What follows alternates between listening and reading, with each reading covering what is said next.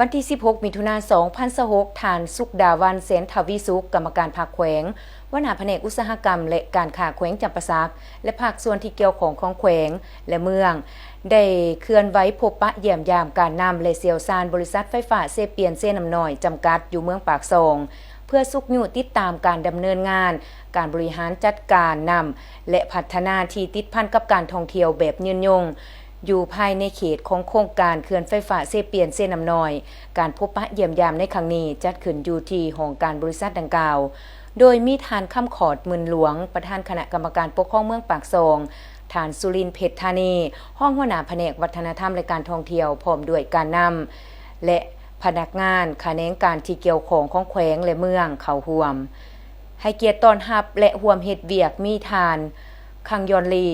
ห้องหัวหน้าฝ่ายโยธาเขื่อนไฟฟ้าเซเปียนเส้นน้ำน้อยจำกัดพร้อมด้วยการนำและเสี่ยวซานภายในบริษัทเข้าร่วมการพบปะครั้งนี้ก่อนอื่นต่างหน้าบริษัทได้รายงานการดำเนินงานการบริการจัดการนำแผนรับมือฉุกเฉินของโครงการเขื่อนไฟฟ้าเซเปียนเส้นน้ำน้อยปี 2025-2026ซึ่งโครงการได้สร้างแผนรับมือฉุกเฉินทางระยะการดำเนินการผลิตพร้อมทางมาตรการปรับปรุงอย่างต่อเนื่องซึ่งปัจจุบันแม่นน้ำใสฉบับปรับปรุงเลขที่ 4 ปรับปรุงทางโครงการสำเร็จการฝึกอบรมแผนรับมือฉุกเฉินประจำปี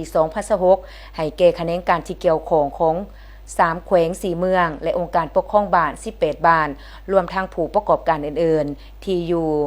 ทางด่านลุ่มเขื่อนนอกนี้ทางโครงการยังได้สนองโทรโขงมือถือปากโทรโขงสายโทรโขงแอมและอื่นๆเพื่อปรับปรุงระบบการสื่อสารให้บรรดาบ้านที่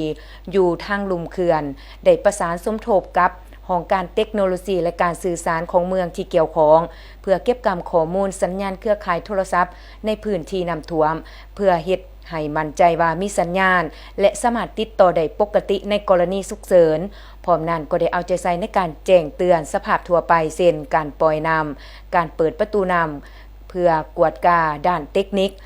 การไหลหล่นผ่านประตูน้ำล้นเป็นต้นช่วยการฝึกซ้อมแผนอพยพฉุกเฉินทางโครงการจัดตั้งปฏิบัติ2 ปีต่อ1 ครั้ง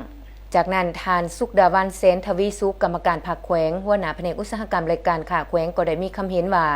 การเคลื่อนไหวครั้งนี้แม่นอิงตามกฎหมายว่าด้วยความปลอดภัยเขื่อนเลขที่